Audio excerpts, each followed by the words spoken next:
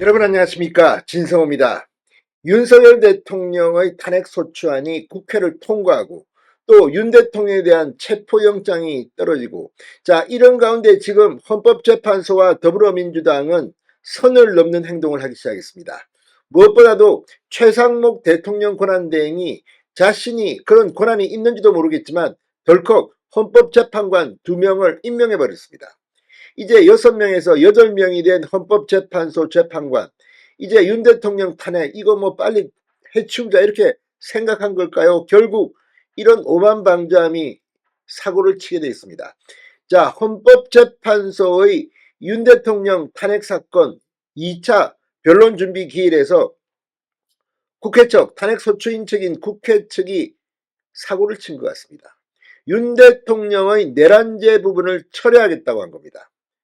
자, 그런데 문제는 헌법재판소 측에서 이 아이디어를 제공한 게 아니냐는 그런 이야기가 나오고 있습니다.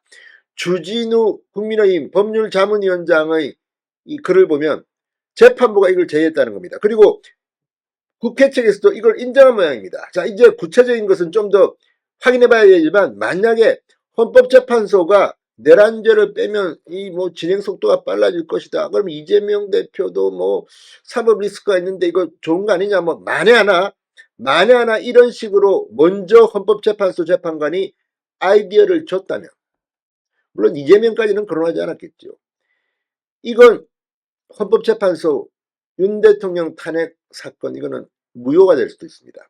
사기 탄핵인 겁니다.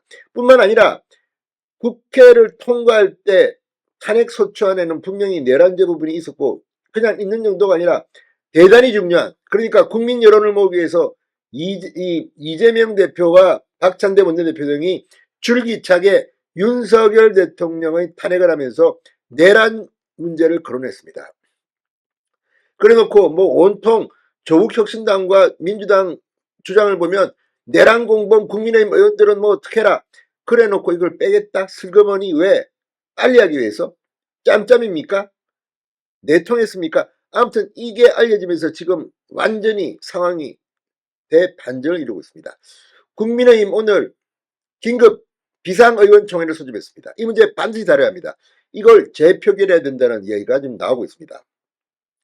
아니, 내란죄 부분을 뺐다면 이건 당시 국회의원들이 표결할 때는 있었습니다. 중요합니다. 그런데 이걸 갖다가 빼버리면 다시 탄핵소추안을 만들어서 국회에 올려야 되는 거 아닙니까? 재표결을 해야 됩니다. 오늘 국민의힘 의원총회에서 이걸 반드시 지적해야 합니다. 자, 어쨌거나 민주당과 헌법재판소가 마음이 급했나 봅니다. 지금 이재명의 조급함 때문에 모든 일이 그르치고 있다, 이런 비판도 나옵니다. 왜? 어떻게든 이거 빨리빨리 해야지. 내가 말이야 3심에서 피선거권 박살되기 전에 끝내야 되는데, 이거 뭐 이재명의 조급함이 오히려 이재명이 대통령 선거에 출마할 수 없게 만들지도 모른다는 그런 분석이 나오는 이유입니다.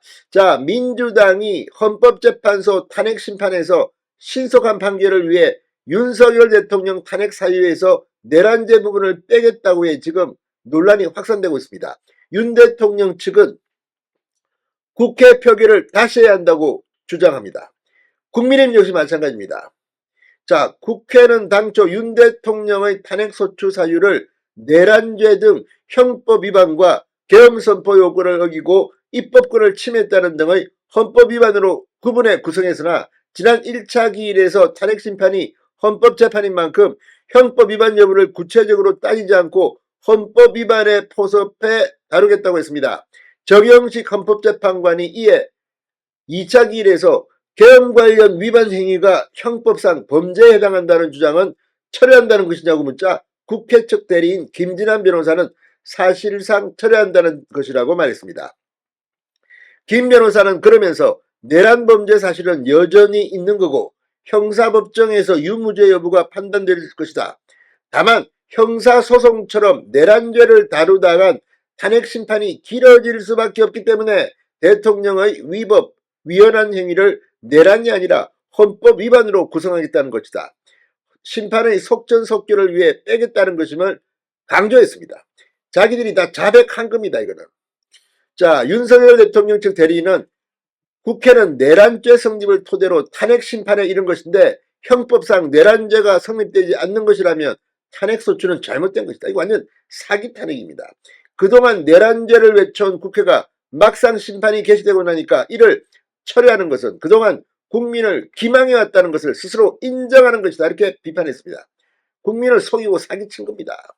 도저히 이해할 수 없는 태도이며 청구인 대리인들이 일방적으로 할 게 아니라 국회 의결을 거쳐야 한다고 말했습니다. 제 표결입니다. 국민의힘 법률자문위원장인 주진우 의원도 페이스북에서 온갖 이유를 들어 무더기 탄핵을 남발하던 민주당이 왜 내란죄를 탄핵 사유에서 제외했을까? 답은 뻔하다. 내란죄는 증인들에 대한 반대 신문권 보장 때문에 재판에 시간이 걸린다.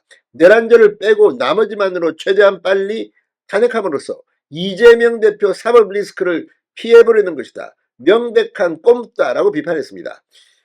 그리고 그 다음이 중요합니다. 재판부가 권유했다는 부분이 너무 황당하다.